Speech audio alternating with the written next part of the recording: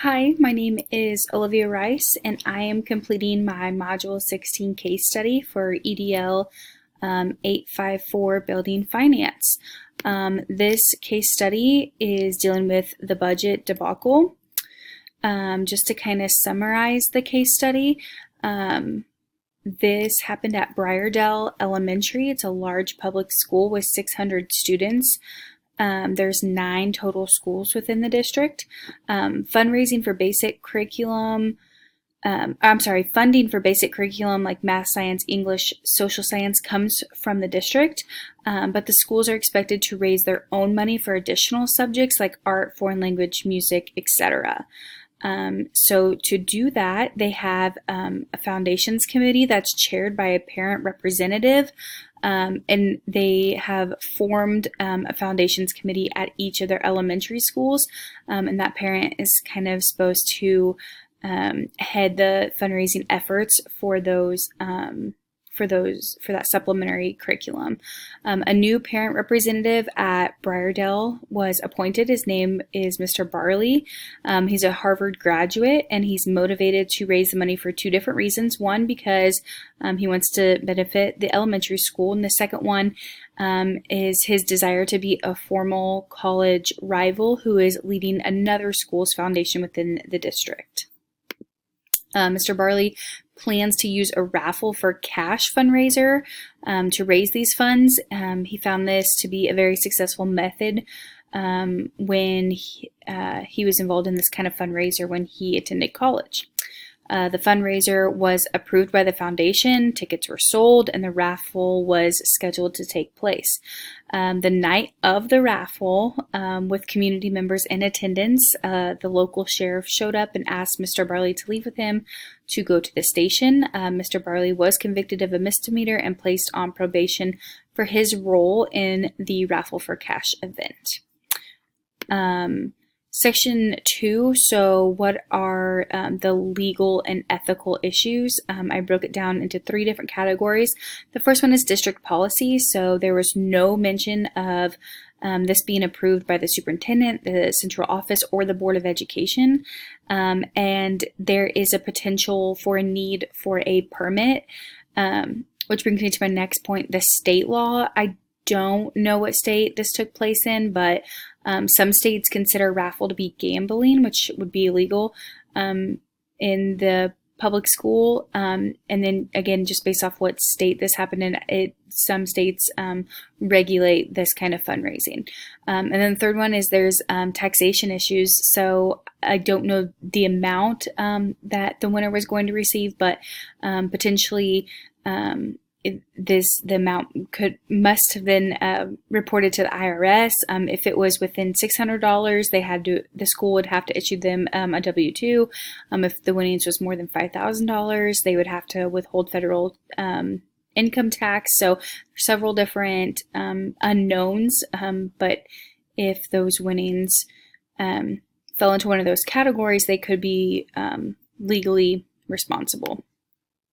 So just to kind of summarize the facts, a raffle for cash event was organized by a parent for a school fundraising need. The raffle was held at a public school. The raffle didn't comply with school board policy or state laws, so the local sheriff got wind of the raffle and took the parent in charge of the event into custody and charged them with a misdemeanor. So to kind of review and prioritize the information, because there were so many people involved in this fundraising event, I kind of listed everybody and how they were involved and how it could affect them. So Mr. Santos, which is the current principal, which is who I am representing, was aware of the fundraiser and was actually in attendance during the event, obviously in full support of it.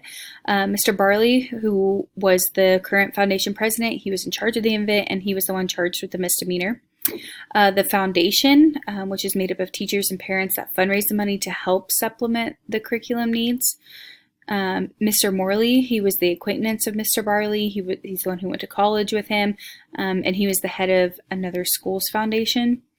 The school curriculum committee, it's the committee that is head by the lead teacher of that elementary school. And then community members, these are the people who purchased the raffle tickets, and they were the ones hoping to win the cash raffle event, and they were also in attendance during the event and more than likely witnessed Mr. Barley being escorted by the sheriff. So as a principal, how would I deal with this particular event? I have 3 different options listed. The first one is to take little action. So just learn from our errors, move on, maybe make a public statement, kind of shove it under the rug. Hopefully people will forget about it. Second one is to take great action, which is remove Mr. Barley and the lead teacher from their positions, redo management of the whole school curriculum committee, and then rework policies and procedure. This is the reason I said take great action is because action would need to be taken immediately.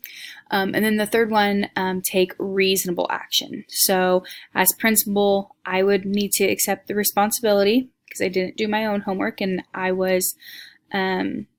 I approved this fundraiser without studying the laws, policies, and procedure. Speak with the superintendent and the school board.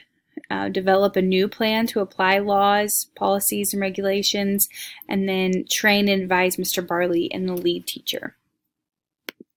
So evaluating these options, I kind of broke it down into advantages and disadvantages. So if I take little action, it would kind of be the easy way out. There'd be no it would be looked at as a learning opportunity. The disadvantage is there's no true changes made.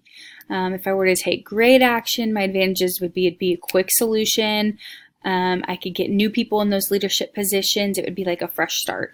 The disadvantages is, again, no true change. It doesn't support school improvement. It kind of places the blame on others.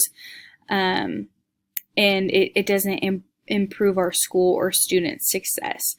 And then the third solution, if I take reasonable action, the advantages would be I'd be proactive, I'm promoting current and future success, and I'm improving my policies using data-informed plans.